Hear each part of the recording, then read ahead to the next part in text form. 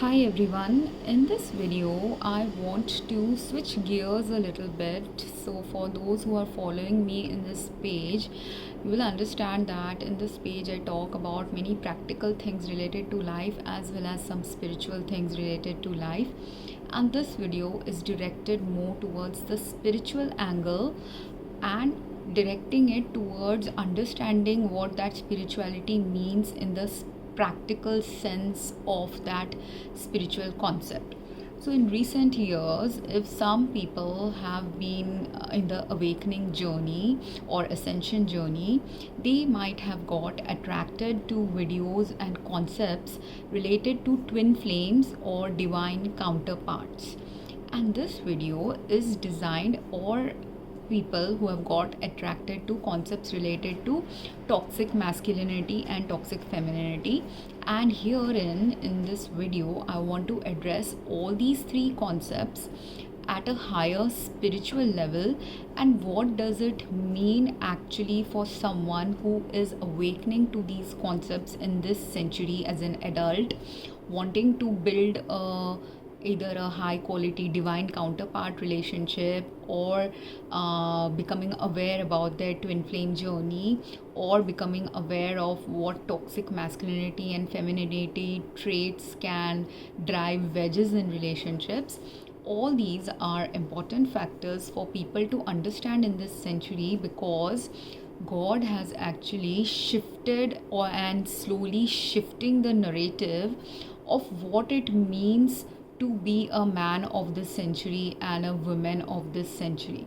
Because of our earth's past history and whatever has happened on earth in the past 100 or 1,000 years of our existence, all of the things that are slowly shaping the future of humanity has shaped and shifted humanity into a different way of living that is going to transpire in this century.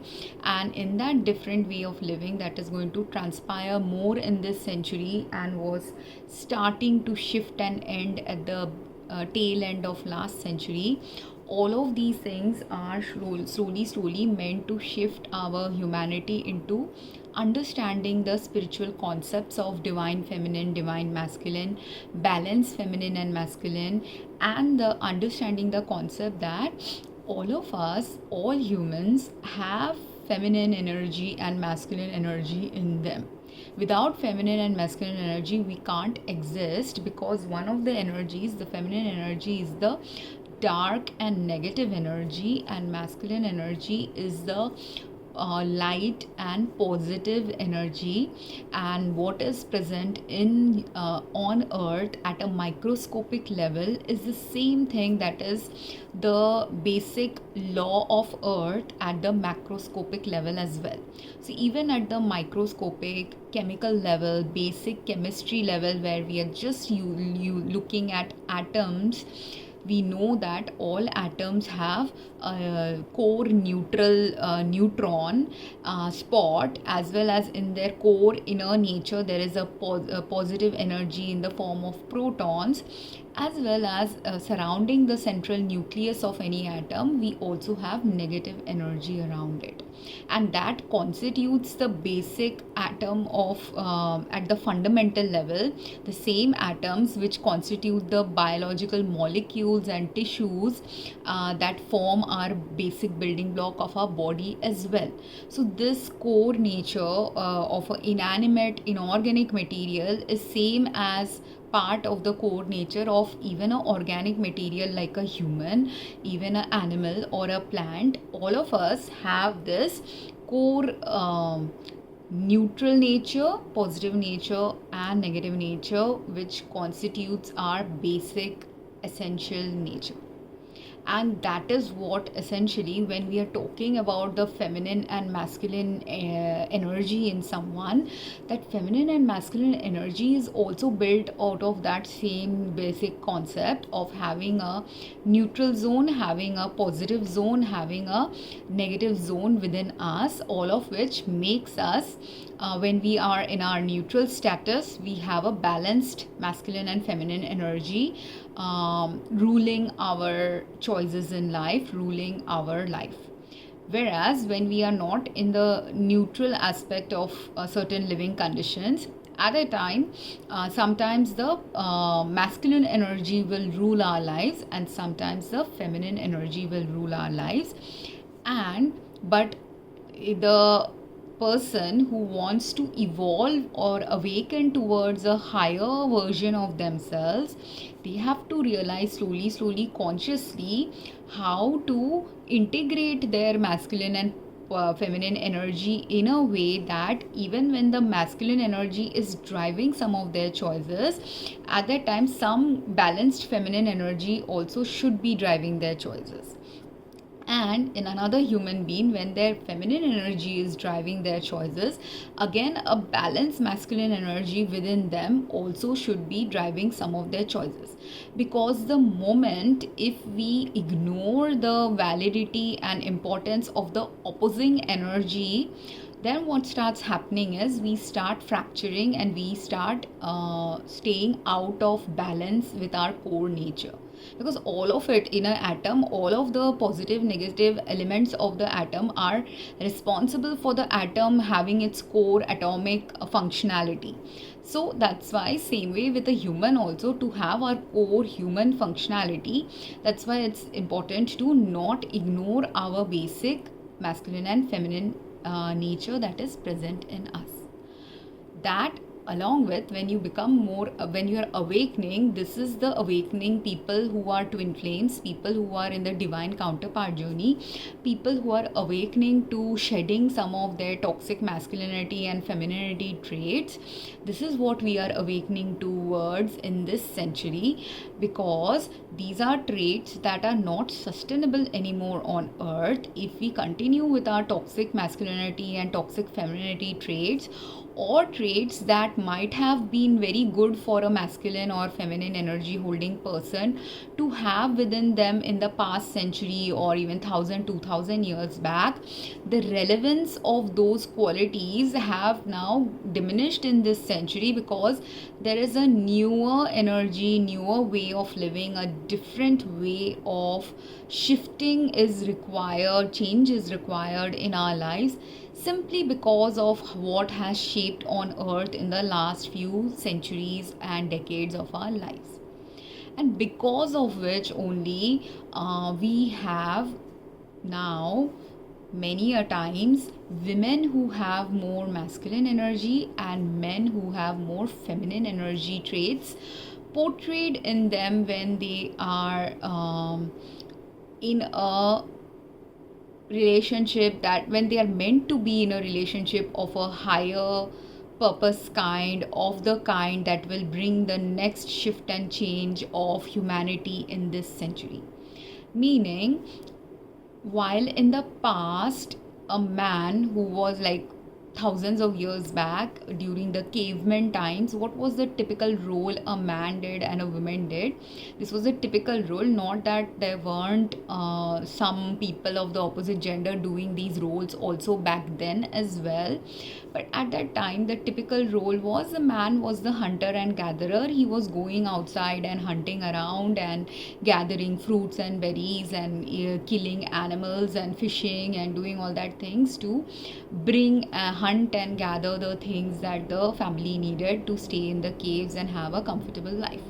Whereas to bring comfort in the home and heart, the woman's job was to keep the home clean, monitor the kids, watch the kids. And this caveman's basic structure of humanity has still continued for centuries and centuries, even though Neanderthal men and cavemen have not been existing on earth for so many years. But the genes of those men, since they were our ancestors, are still prevalent inside our body. And because those genes were prevalent inside our body, because humanity was structured in the past to be in a certain way where men were doing all the financial things, all the provider role of a man was defined by their financial success, like what they earned for the family, what they acquired for the family, what they retained for the, what they acquired and earned was their job. whereas what they were retaining, like what was when a man was working and a woman was not working previously thousands of years back, at that time the man's job was to acquire the money, acquire the properties, bring food, bring clothing, and different depending on your socioeconomic status. Some socioeconomic status specific roles were assigned to men. So now someone who is really rich and is a businessman or a king of a place, their role is not simply to only bring the jewelry, bring the money and everything, but their role is also to rule over a certain class of population, have the responsibility of the worker class who are working for them. That is the higher role of anyone who has a higher socioeconomic status in society. So they have two roles. One role, what is the social and societal role that they have to do, and what is the familial role they have to do. Whereas for a man who is of a lower socioeconomic status, they are not responsible in general of thinking about how to take care of many people. But if they do indeed have a role of taking care of many people, their many people is mostly related to their family life, how to take care of their family, how to take care of their friends. So the persons who are in the lower socioeconomic strata of society, their job, first individual job, is to take care of their individual family, their children, their spouses, their parents, and bring all the resources necessary to take care of those families' needs. And the secondary role is to take care of your friends, take care of your social circle, and take care of your neighbors or community life related some activities. Because if someone is a farmer, all of them are doing group farming activities sometimes, or doing community activities to exchange and barter their farming things. And when a farmer and a tailor and a blacksmith, all of them are living together in a community, they're helping each other out, because when they are in financial distress and if they're not able to pay each other financially, they can at least pay each other by taking care of each other's needs in a way their profession aligns them to take care of each other, right? So this is the ideal societal structure that should emerge in a society when man is doing all these things. While what is the woman doing? Woman is doing also many things, and in the past women was not getting paid for any of the things they were doing, but the payment that was coming to the women was in the form of a good husband who was providing to them whatever the women needed to help ensure that the family life would be run smoothly. So if you, and can a woman bring that in their family life if they do not have a provider? Like those women who were prostitutes or women who were orphans, they also existed in society for many centuries. So the women who have been orphans or who have been prostitutes or children of prostitutes, or women who were war children sent away to stay with their relatives, many a times they didn't have anyone to support them financially, take care of their needs financially. So they didn't have fathers, they didn't have brothers, they didn't have husbands who would provide for them financially for any of their financial needs. So at those time also, it's not that women were not stepping into the workplace, but women were stepping into the workplace in the past at a very minor level scale, where they could be farm laborers or a tailor in someone's, or a tailoring assistant or a shopping assistant. So they were doing most of the assistant roles, especially because you have to understand the time when a woman is doing all these subjugatory roles or assistant roles or the menial roles in a professional life of any kind, be it they are a maid to someone, or they are an assistant to someone in a business establishment, or they are an assistant of a tailor. At all those points, many women were mostly in the subjugatory role. Some women were, if they were becoming a madam of a prostitution establishment or an escort establishment, at that time maybe they have attained the hierarchy, social hierarchy, to be the boss of some establishment. But in general also, for many centuries, women were not taking up that superior role of a leader, because if you are alone, women has a harder life when they are alone than man has. Because even when what has been for centuries the norm in our normal human paradigm, the norm has been that man is taking care of everything outside the home. He's fighting things outside the home. He has to fight through the labor workforce related things. When food shortages are there, he has to make a lot of effort to find the right food. When they were hunter gatherers, those are the kind of things they were doing. When they were in the business class, also they are competing against their colleagues in the business environment. Whatever they are doing, there was always a competitive thing that the man was doing, and because the man was always competing against other men for resources, for some way or the other, this competition spirit was also there in our genes. And when man was competing, because you're constantly battling, you will get tired when you're constantly battling against something, or wanting to win something, wanting to gain something, and wanting to outsmart someone to gain something. All of this are very energy draining activities. So as a result, because man is doing all these things consistently and has taken competition as the primary role in the past, they would be tired when they come back home. So when they are home, they are tired. So that's why they need a relaxing wife, a wife who will support them, take care of their needs, provide them the comfort and nurture that the man needs. That was a typical thing women used to do. But can a woman provide that typical comfort to a man? When can she do it? When she is having a balanced life, when she is physically, mentally, emotionally in a balanced health. And what drives her physical, mental, emotional balanced health? Part of it is obviously everything we do in life. Part of whatever we are doing in life or having in within ourselves is based on our own inner core nature. But some of it is still driven by our environmental conditions, socioeconomic conditions, and other conditions of our life as well. So if the woman had a abusive family upbringing, because of the result of abuse, she might have trauma, she might have abuse related personal habits that have now formed in her, where she has normalized certain aspects of abuse. All of these things will be playing a role in her. So if she has been abused by her parents, it is also very likely she will have some abusive tendencies as well. So now that husband who is looking for a calm and soft wife, he's not going to get that calm and soft wife if he has married a woman who is come from an abusive upbringing. But he can get it, but in order for him to get that calm and less abusive wife, he has to also create the conditions that don't trigger her into feeling abused. Meaning, let's say your parents were abusive, you were raised in a family where your parents neglected all your needs all the time. Like if you needed clothes, they would not give you clothes, or if you needed, they would always keep you in tattered clothes, or they would prefer giving clothes to your other siblings, but you were always ignored because you never spoke up that you wanted something.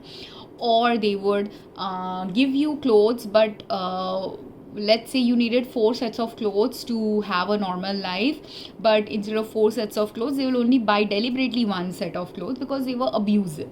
Or they would only buy clothes if some strangers commented that your clothes are looking dirty, otherwise they would forget about getting anything for you. So like that, clothes were not given, medicine was not given. When you were falling down and crying, there was no one to soothe you. When you were hurt in something, there was no one to talk about that. Bullying was going on in school, but you had no one to talk about at home life because your parents didn't care about it, or they had their own problems and something or the other that was causing the abuse and neglect and trauma occurring in some child's life. Now, you don't know, maybe if you had done a due diligence and asked the right questions, you might know this about your spouse. But if a man doesn't do that due diligence, can he ever be the right provider to a woman who has been abused very much in the past? They cannot, because even if you have the most empathetic personality, even if you have the most soft feminine nature inside you, and because a woman has been abused and traumatized, you will also see a child who grows up in a family like that. If the provider role was not provided by the father of the family adequately or at all, at a time the woman becomes the provider for herself, because there's no one to provide for her, there's no father to provide for her, there's no mother to soothe her, there's no one to nurture her. So if nurturing was also absent in her life and provider role was also absent, then the woman is more likely, first, you nurturing can wait for a while for that woman, because first, you don't have anyone to give you the basic necessities of life. So if your basic necessities of life are not being met by your parents, or they are barely being met, or very if you there are 10 necessities that have to be met, they are only meeting 2 necessities, from where are you going to have those other 8 necessities being met?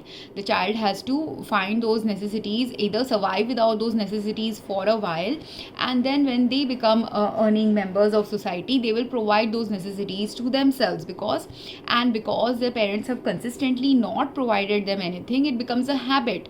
A parent has 18 years, 20 years to provide things to their kids, to understand what are the needs of the kids, to evolve with the needs of their kids.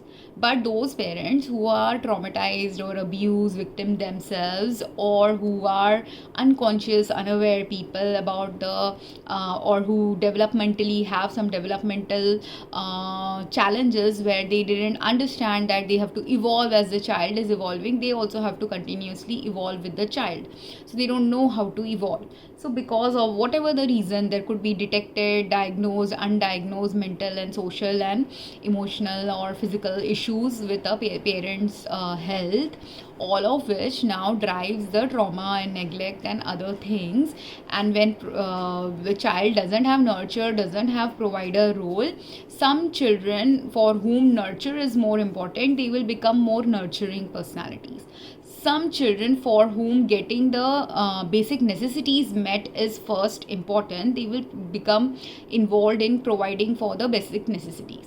And for women, getting the basic necessities becomes an important thing, especially when, if you have, like, brothers and fathers who never provided for you, or uncles and aunts, no one was there in your life to provide you the basic necessities of life, or the bare minimum necessities were provided. You have to get it for yourself, because you can't have, without the basic necessities, you will not have even basic health to do some basic things in life. Like the basic necessities meaning related to food, related to clothing, related to housing, related to some social connections, related to earning money. If you don't have anything like that, because it is a money oriented culture, we need to earn money, because it is a culture, because our body is a human body which needs food, we have to get ourselves the food that we need. And can you just eat garbage food? No. And even if your parents have fed you garbage food for a long time, you have to still get good food. If you want to continue surviving in life, you have to have some basic elements of good food. And at that time, for that woman, the nurturing ability takes the back burner. And when the nurturing thing takes the back burner, then what is happening? The woman is developing more into a masculine provider role, less into a nurturer role. And for that woman, the ideal complementary partner might be a man in whose life the provider was maybe providing, and the woman who will develop like this into more of a provider, less of a nurturer, is going to be a woman who in whose life the nurturing was possibly present, let's say 60-70 times, 40% of the times it was absent, and the providing was absent 80% of the time, and 20% only providing was present. So for her, what was absent was the provider thing. That's why she became more of a provider, and the nurturing role was present in her life. That's why she does have nurturing ability, but the nurturing ability takes a little backseat. For a man, who is the opposite kind, will be her balancing partner, where in the man, if his family life had the nurturer was less nurturing, and that's why their life had 80% lack of nurture and only 20% nurture was present in their life, whereas the provisions in their life were high. And so for that man, getting into the provider role will take time, and they might focus less on being the provider, they will be more focused on being the nurturer. But now, if a man and a woman are self-aware that I am more of the nurturing kind, and I love to do the nurturing things more, and the provider things I love to do a little bit less of the provider things, and if the woman realizes I love to do the provider things more, I love to do the less of the nurturing things, then what will happen? If you become self-aware, then it is easier for both the kinds to now get attracted to each other, gravitated towards each other, identify that this is the person who will be the ideal complementary life partner, divine counterpart, or twin flame counterpart to me, or a soulmate, ideal life partnership for me, balancing life partnership for me. But if I don't recognize this, that I have more of a masculine provider role nature, and if the man who could have been my ideal partner doesn't realize that they have the more nurturing nature, and that is what needs to show up in their relationship. And why will that happen? Because our society now has this standard typical expectation that women has to be the nurturer and man has to be the provider, woman has to be the caretaker, and man has to be the provider of all the financial things. This is the typical thing humans have been existing in, typical paradigm most humans have been existing on. So in your teenage years, in your 20s, in your 30s, when you're dating other people, while the woman wants to be a provider and she's been the provider in the relationship, what is happening to her?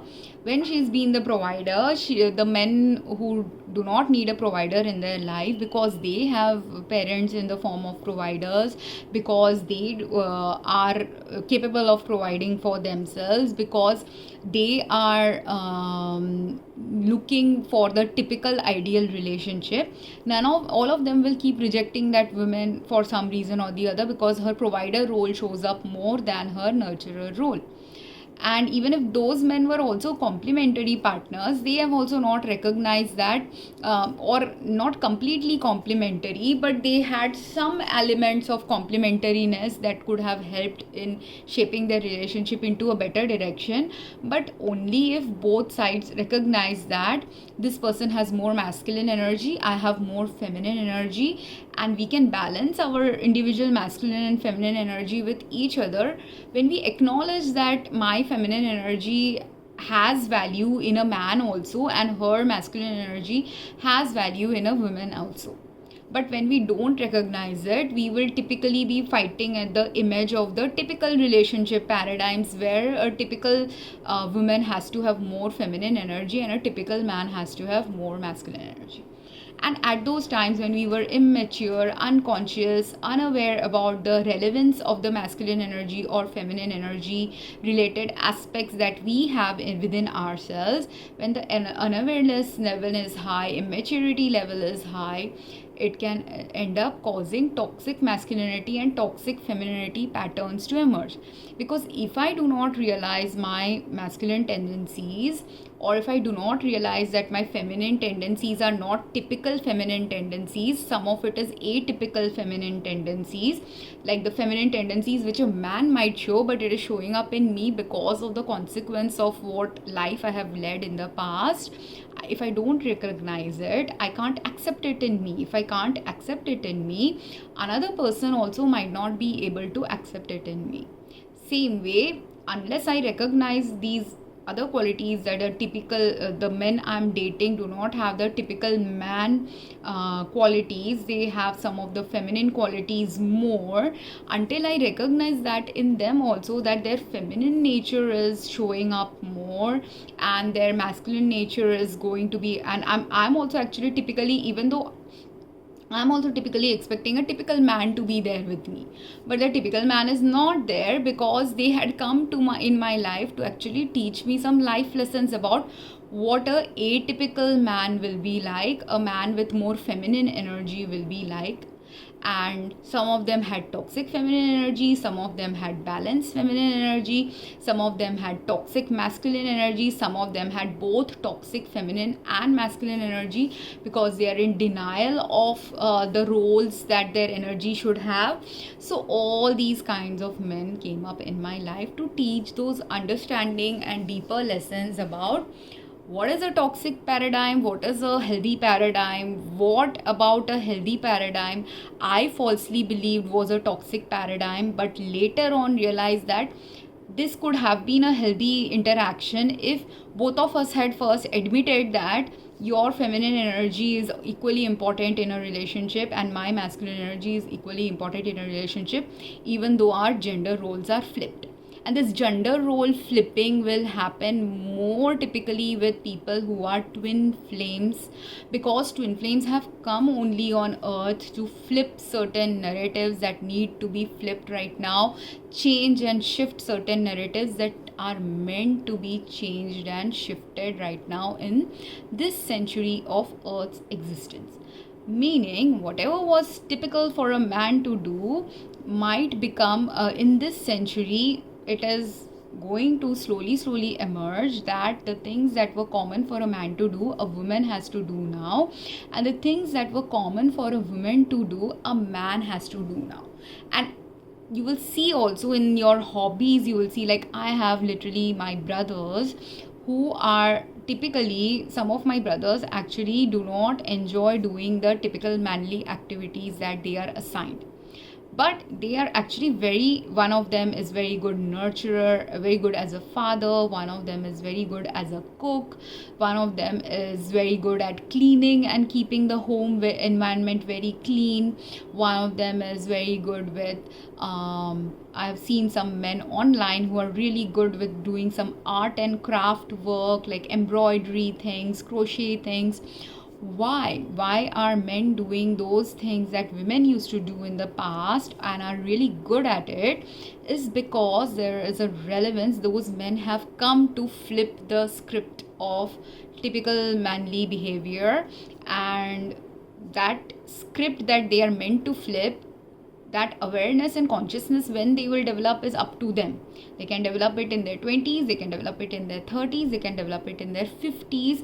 This awareness that there is a purpose to why God made them enjoy a feminine activity much more than the females in their house actually do. Similarly, while the man is now enjoying cleaning activities, cooking activities,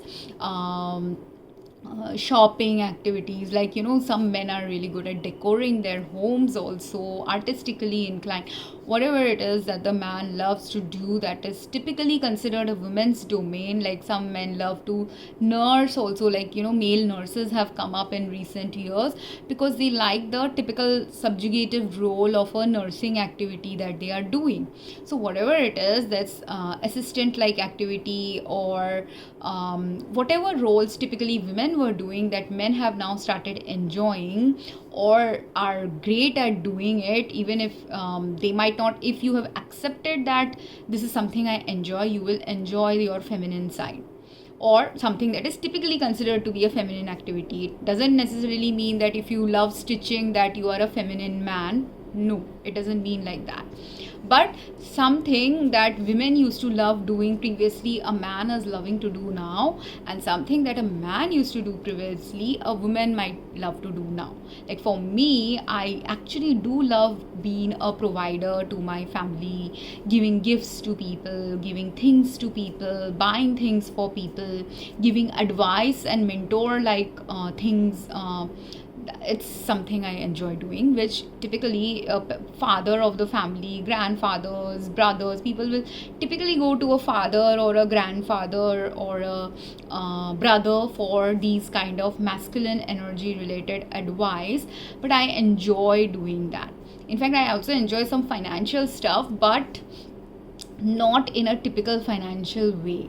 So which makes it and I'll talk about that later possibly, because this finance thing I am still figuring out how to present it, because it's a concept many people are not yet ready to understand, the financial concepts. But understand this, in the past, actually speaking, in majority of my relationships in the past, related from my father's equation to my brother's equation to my siblings to my dating life, men, all these different men that I have met in my life, in all of those interactions with all of those men, if realistically speaking I look at the money I have spent in those relationships, I have been the one spending more money in those relationships, and money in a thoughtfulness provider role based way than just spending. Like, women can spend also on things, but women tend to spend, if you are a typical woman, typical feminine energy oriented person, or a woman or with the mentality of a woman of 100 years back, those women will be spending on very when they spend for a family, they will spend on what? They'll spend on home decor, curtains, cooking items, or looking after healthcare needs of the family. So buying health conscious foods, this is what women will do. And while I do some of these things, I also do not do other enjoy some of the other things. So this part, the part that typical women do, some of it that I enjoy, is the part of me, the nurturer, caretaker, feminine side of me, that still enjoys the traditional women roles. But there's another part of me that doesn't enjoy some of the traditional women roles, which I would rather someone else would do it in the family, and if no one is doing it, then only I will do it. Right? So the reason why when we get married also, that's why only you will see in marriages there's shared chores that partners start sharing. The one partner who loves to do one thing more than the other partner, like if you love to cook more, you will tend to take over the cooking responsibilities more very easily and not fight about it. And if you love to clean more, you will take more of the cleaning activities. Now, in a partnership where both partners are good with cooking and cleaning and they respect each other's cooking and cleaning, then I have seen all these videos of these couples where they are playing games to decide who is going to cook that day, who is going to clean that day. But why are they doing that? Because they are either doing it, they are doing firstly for fun, but the second reason why they are doing it is because both of them might be really good at cooking. Both of them some days might feel inclined to cook for their partner. Both of them some days might realize that today my partner needs rest and let me do the cleaning instead, but they're using a game instead to shift the narrative of making their life a little bit more fun. So whatever it is, these things that are shifting and emerging in our lives, where a woman might not, if I'm the kind of woman who doesn't love home decorating activities so much, but if my partner loves doing that, then obviously I will let go and let the partner do that decorating activity, and I would focus on some other feminine activity.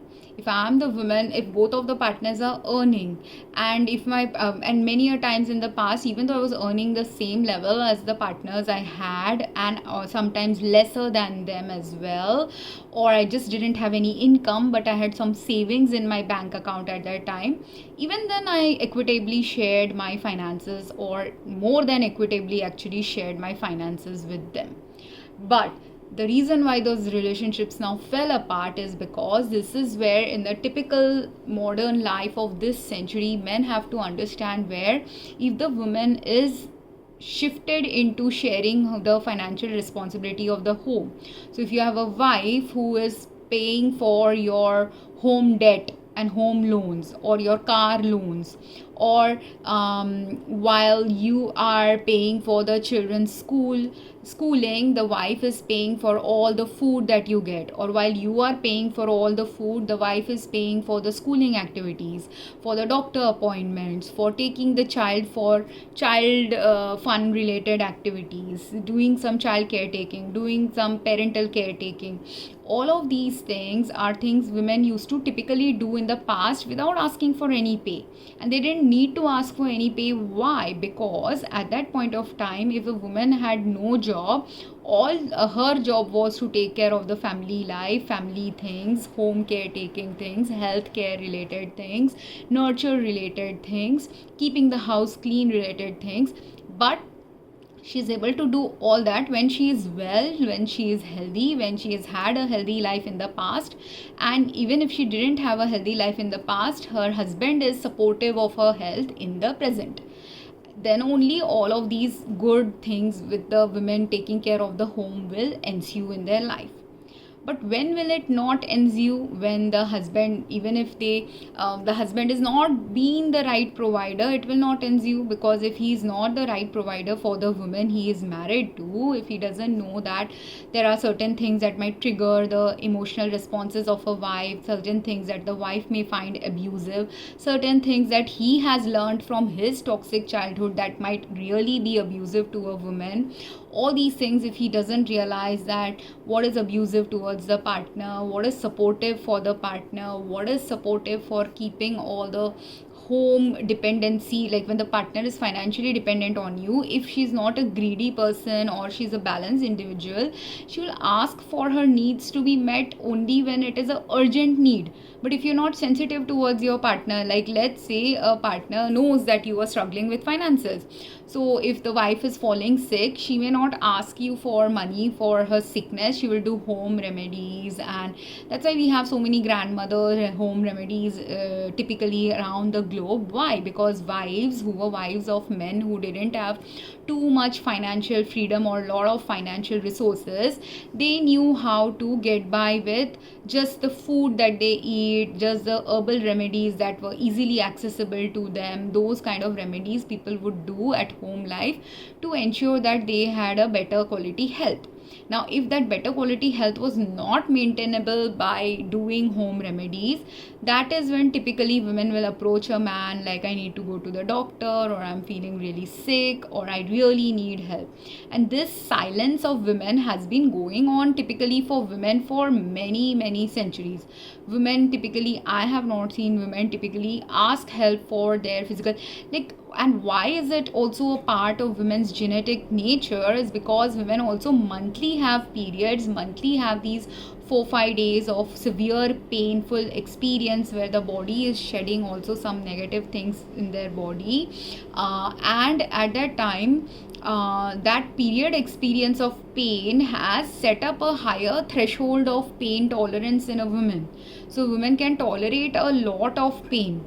Similarly, centuries of neglect or ignorance by family or unsupportiveness from family, women also, it's a little bit kind of an unsupportive thing for women when women typically leave their family to create they leave their parental family to go and stay with their husbands. So for them, if they have emotional attachment, it's a complete change in their family life, right? So when they are in their 20s or teens or 30s, when a woman is changing from staying with their parents or staying by themselves into going and merging lives with a man expects everything for his life to stay the same, but for a woman everything has changed at that time. So this sudden shift, this adaptability, all these things were part of women's DNA and part of women's nature in the past, all of which has meant that women don't usually ask for more. If they are good women, if they are with good men,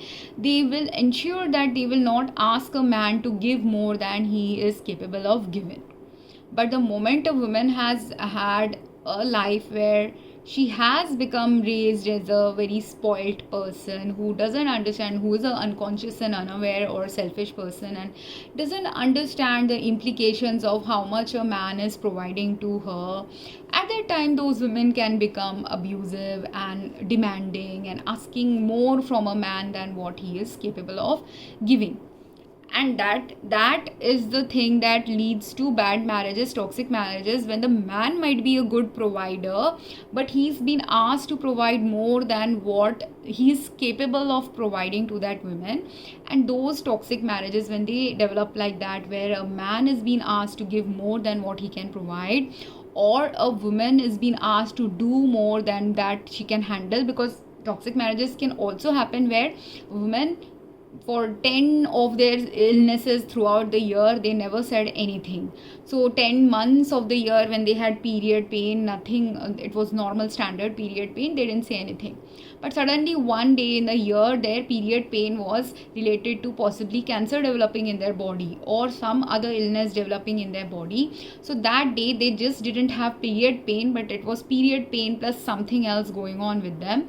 And the moment they asked for help from their husband or brother or family, that I need help, I have this extra thing going on with me. But if they are around insensitive people, uncaring people, less nurturing people, or people who are unaware and unconscious that someone, when they are all the time throughout the years never asked us to help, and now they are asking for help, and whatever the reason it is, you are insensitive to their pain, then that becomes a abusive situation for that woman.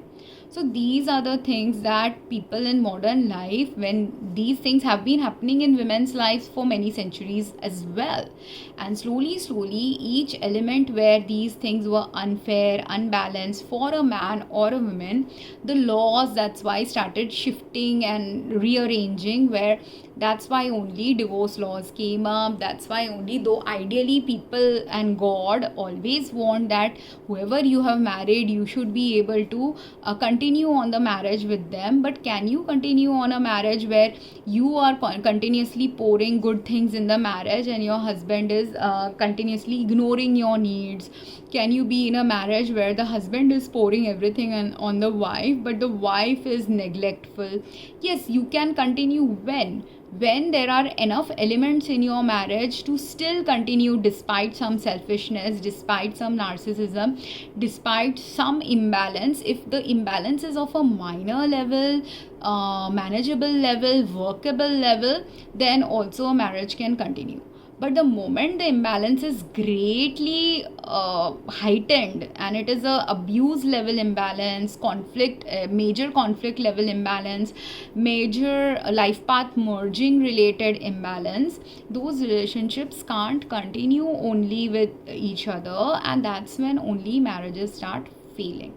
And now these experiences also isn't something new to society. These kind of experiences also have been going on in society for a while in marriages.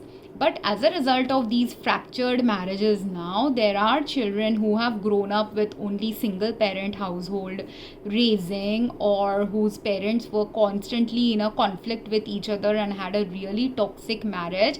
And all of these things, that the toxicity of our parents' marriages, toxicity present in our grandparents' marriages, toxicities in our family's life, all of which influences the modern child of this century to now become a atypical child compared to what they were previously.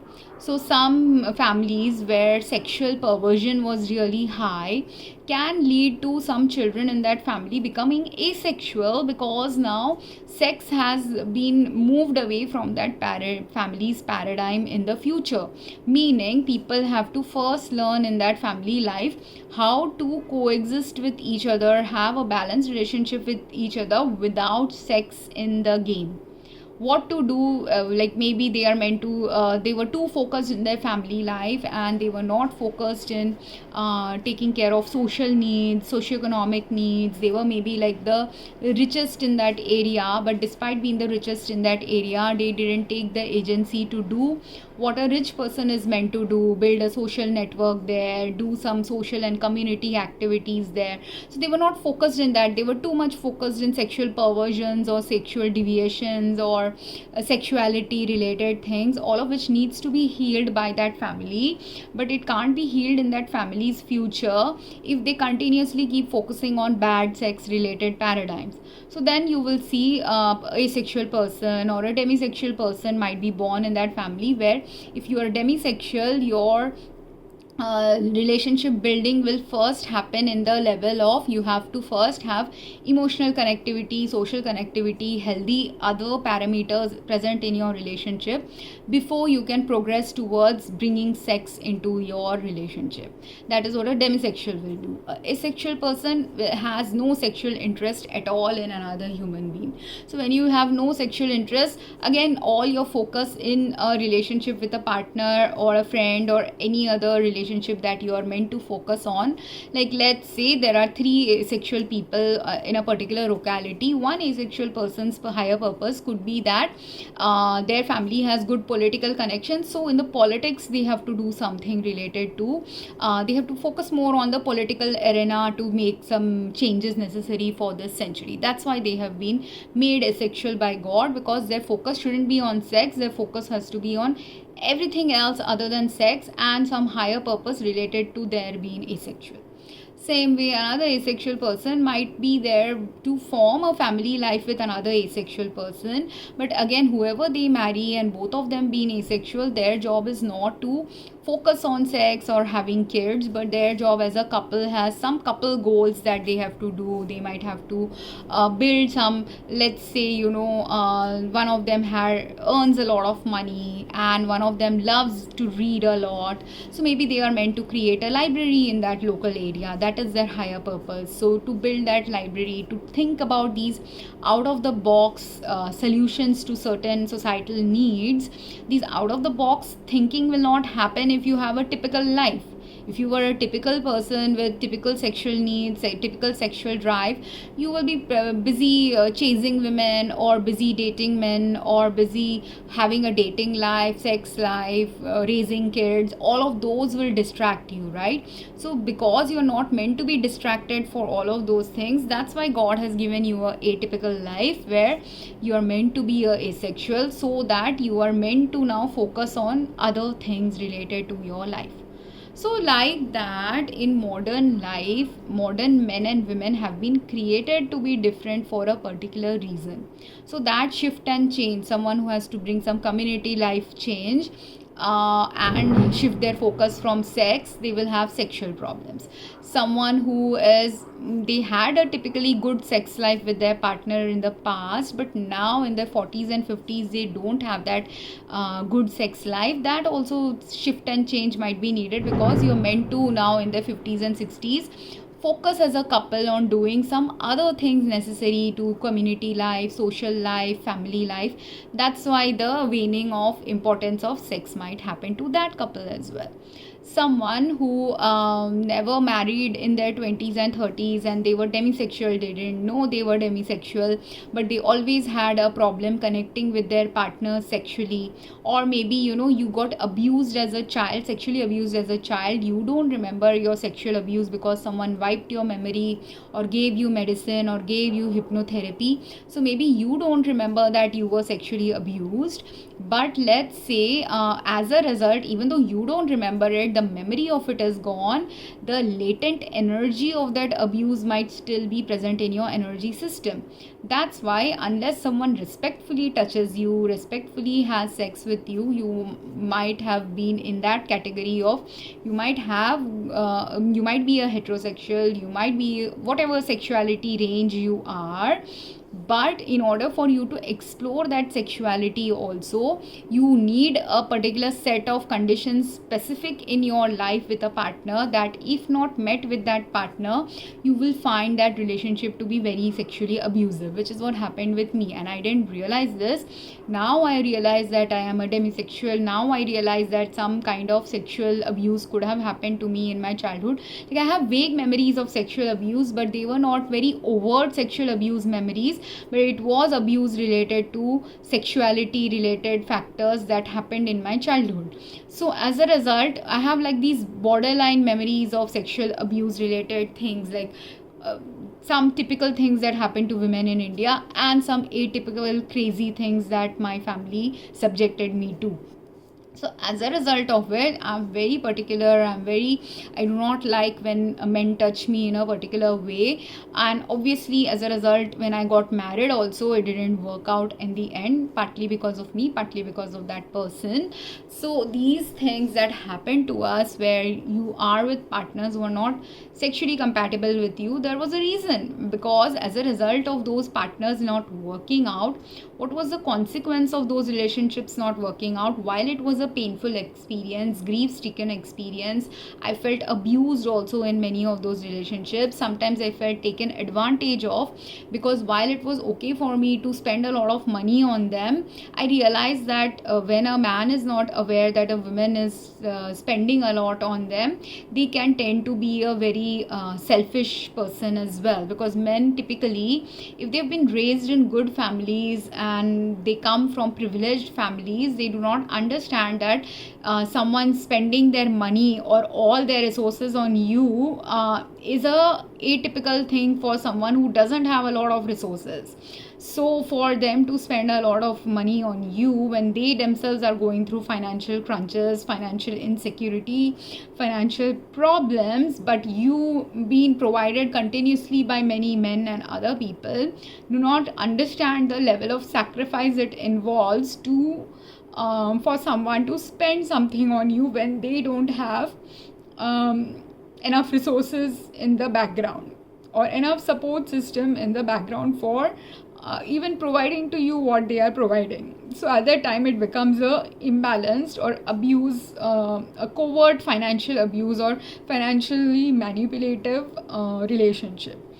And then apart from that, if that man also not only is unaware that a lot of money has been spent on them, for them the money might be a very small amount, it could be only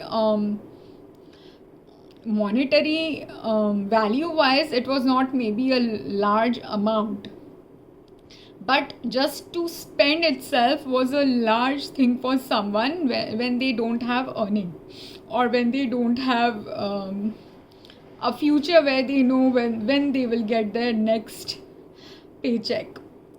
And what they was spending on was typically using all their savings on someone. And so then it becomes abusive or imbalance creating, or a covert abuse like pattern that can emerge. Because if a man doesn't ask a woman, do you have resources, if a man is not being a typical provider, and especially because they have been provided for by so many people in their life, they will not understand the pain of someone who doesn't have so many people to provide for them in their life. And I'm crying because these are all things that I need to heal, and these are things many women like me, or men also like me, might have to heal to understand that. That's why also when you are dating someone who is not understanding your financial pain, or understanding that as a result of the financial background and financial history of your life, for you, even if you spend $100, it is a huge amount, while for them someone spending $100 might seem like nothing.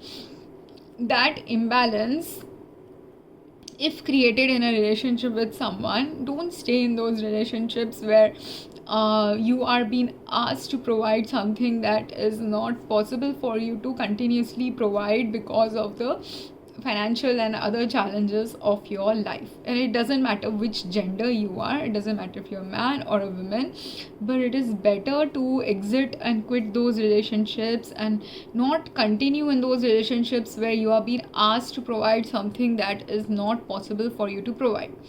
It is there are men, I'm not saying that there aren't men who can't provide $100 to their partner, and those men now become financially abusive if they do have the capacity to provide money to the partner, share their resources with the partner, and then they are not sharing. And which is why I was starting to cry, because it was a financially abusive situation for me for many years.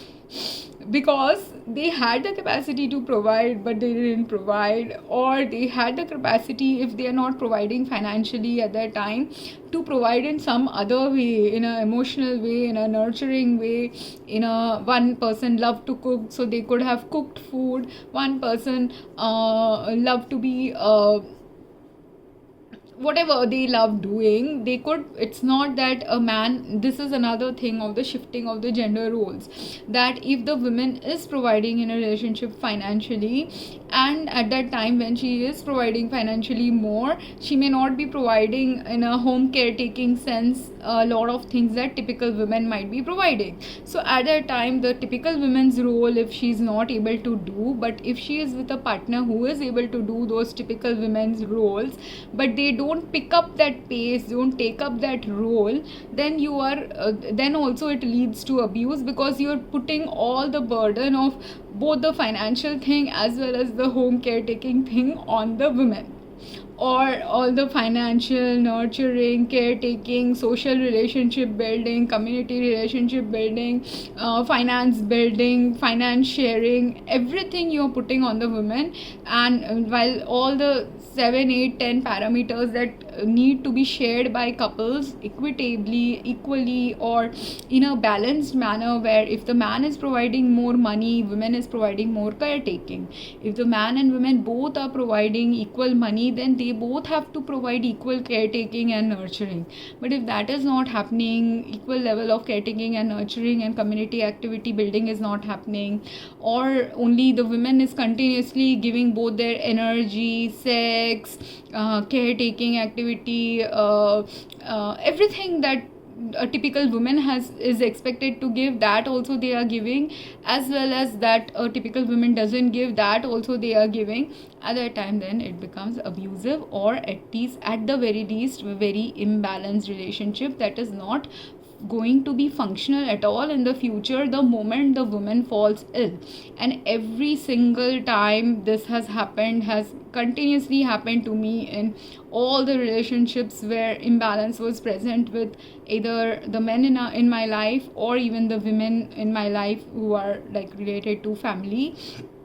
At those time points, every time I have and there was a reason why I had accidents in the past, there was a reason why I had fractures in my hands and foot in the past, there was a reason why I had cancer scares in the past, there was a reason why I had in recent years also many health challenges. But every time I had those health challenges were the times for people to understand that I have been carrying the burden related to my health, my caretaking, my nurturing, everyone else's that I know their caretaking and nurturing for many years, without asking for financial compensation, without asking for nurturing compensation, without asking for help, without asking for anything from them that they weren't capable of providing.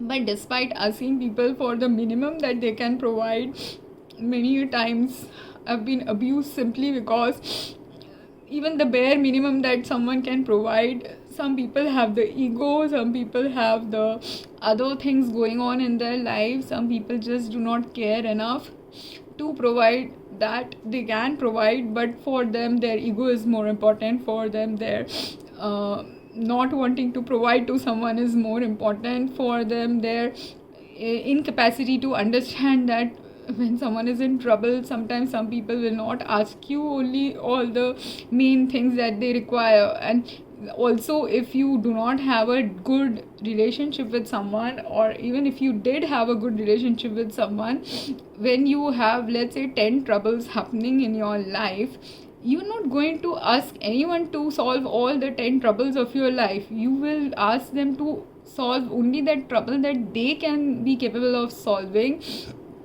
Or first you will test the waters with them to see if they are able to solve some minor level problems. If they are not able to solve the minor level problems, can anyone who is meant to be in your life in the long term as a provider, caretaker, nurturer, deep meaningful relationship for you, like in the form of a sister or a sibling or a parent or a parental figure like uncle, aunt, or grandparent, or a boyfriend or a husband, any of these people, can they really provide meaningfully the providing or nurturing or caretaking that is needed to make a relationship truly a meaningful relationship?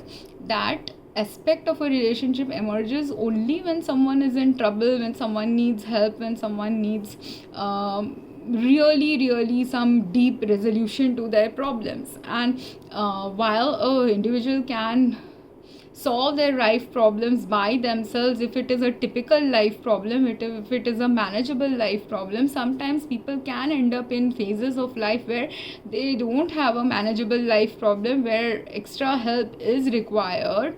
But if they don't get that, if they don't have that, then there is no those are the places where the relationships metric is tested by the universe. That are you capable of taking up the responsibility that you want to take up? So if you are wanting to be someone's spouse, are you capable of taking the responsibility of their spouse at the level at which they need? Where it could be that they have a health issue challenge that you have to take. They might physically look very healthy, and they are possibly physically very healthy, but there's something in the background of their life that has resulted in their health not being the same optimal level health as a typical 30-year-old, 40-year-old, 50-year-old. So are you ready to take up that challenge? If you're not ready to take up, God will remove you from that person's life.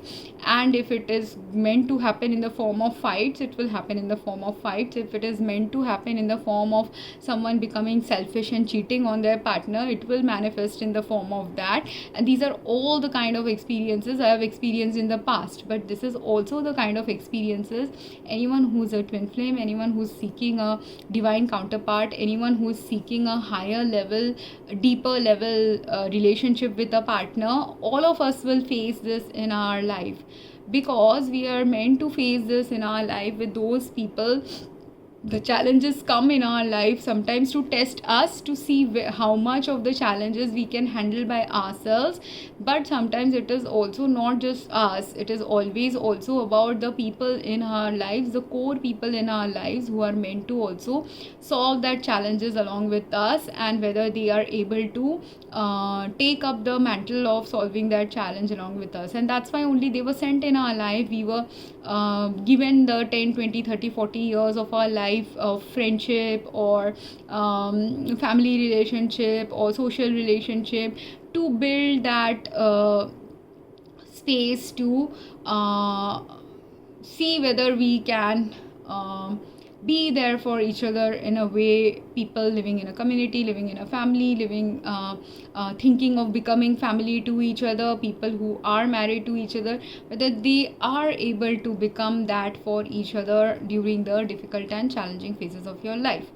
And when a twin flame is going through these challenges, when a divine counterpart person is going through these very atypical life challenges, there people are taking advantage of you sexually or financially or both, or emotionally and psychologically someone has been manipulating you for many years, or you went from one relationship to the other where it was a challenging relationship phase in all of those patterns. All of these are necessary part of our higher evolutionary journey, because in those one lifetime of experience of 10-20 years where you went through really challenging life phases is the life lesson you needed to become a higher version of yourself, better version of yourself, a better version of understanding other human beings, a better version of becoming more consciously aware about which human beings are meant to be in your life in the long term. Because all of these, like, greater the number of challenges you might have faced in your life means greater is a higher purpose you may have to fulfill with some partner in the future. So in order to slowly waken up to the greater life purpose that has to unfold in your future. So if you are a twin flame, might be a twin flame who went through a lot of financial abuse related to patriarchal norms, which is what partly happened with me. So some patriarchal norm related challenges happened with me continuously in my life, because those patriarchal things are shifting right now. In this century, women are earning more, women are spending and sharing the financial responsibilities more, but many men are not doing the home caretaking, nurturing and other roles that they actually have the nature to pick up. But even though they have the nature to pick up, they are not getting aware and conscious about where they have to pick up the pace in their family life for their partner. So if you stay with the mindset of the last century that a man or the woman's role is to cook for him, women's role is to nurture him when he is sick, women's role is to comfort him when he is feeling upset, women's role is to soothe his ego when he is feeling egoistically low about his life, that was the man of the last few centuries.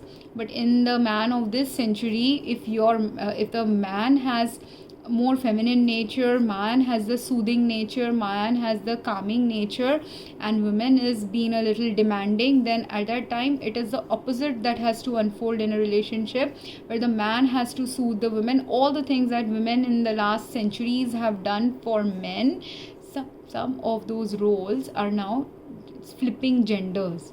So what was expected of a man to do in the past, a woman is now taking up those roles, and women have been taking up those roles at least in the last 100-200 years, where when financially they started working, they slowly do not have taken up financial equitable responsibility, equal responsibility in many of their marital lives areas or dating lives areas.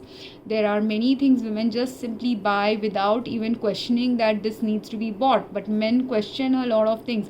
Women will typically go, if I need cleaning things, I will buy it because I don't have to question, this is my home, I want to keep my home clean, I'll buy cleaning things. There's food, I buy food for everyone because it's for everyone in the house. I buy anything that I'm buying, it's for everyone, and based on that thinking women have been doing it.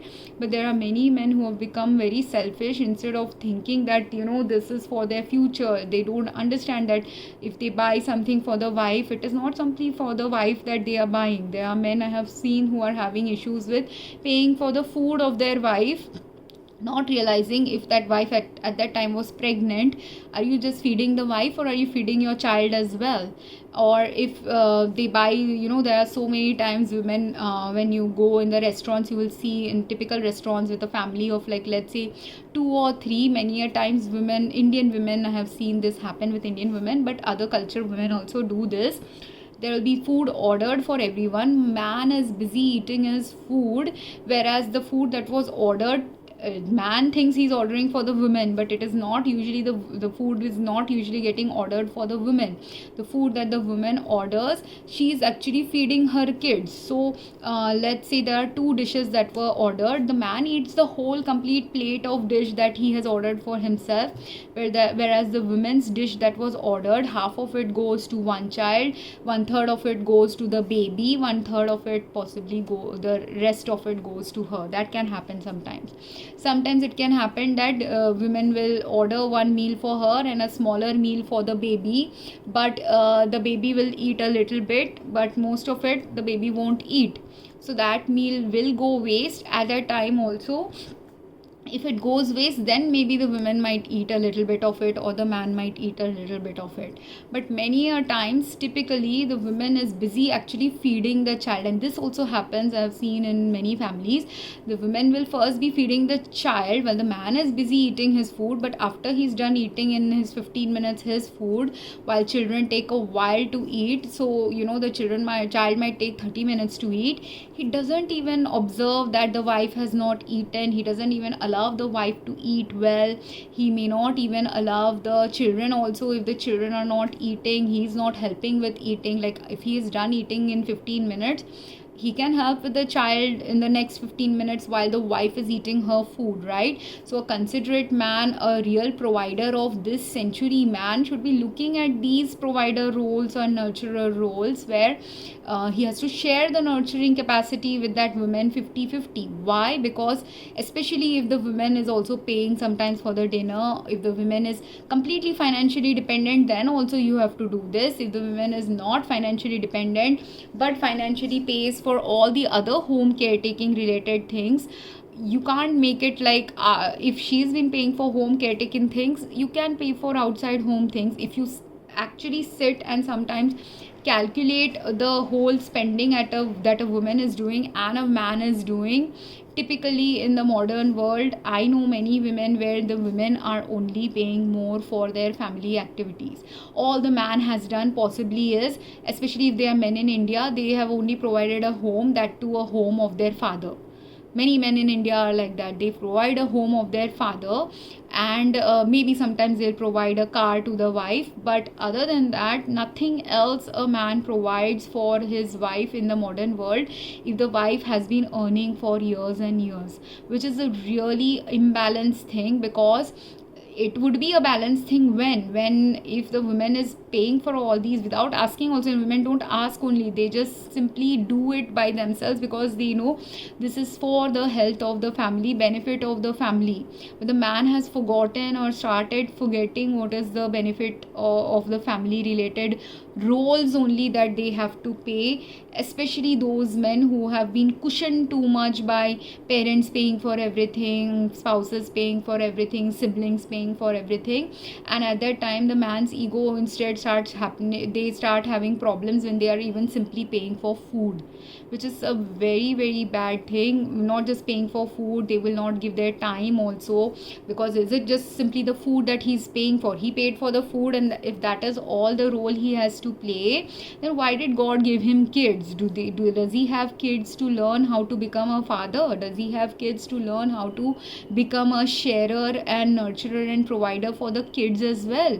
Does he have kids to understand that if he is not giving his wife the right rest and time or energy or resources to take care of the kids in the right way, take care of him in the right way, he will never reap the benefits of a good wife that she has a potential to be. But because you've not provided all the circumstances necessary for that wife to be the good wife, she can't be that wife for you. Like, let's say you ate your food, you never helped your wife with helping feed the kids, and you never even bought a 2 set of meals for the kids and the wife. Instead you have only bought 1 plate for the wife, and that only she shared with everyone.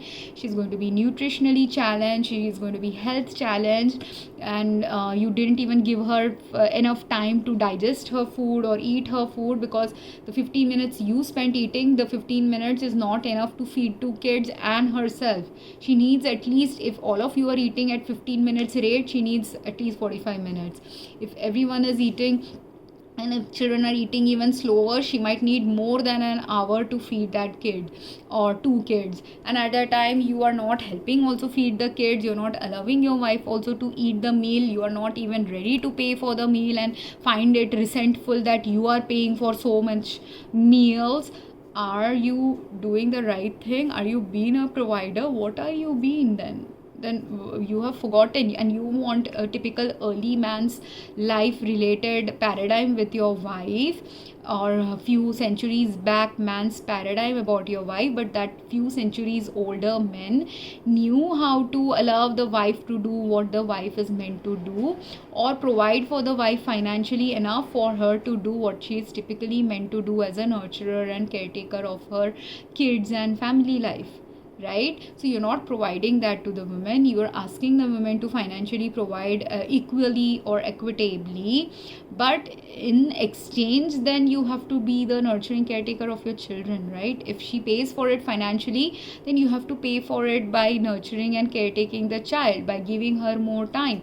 All of these things are not happening in modern relationships, and that is why also many relationships break down.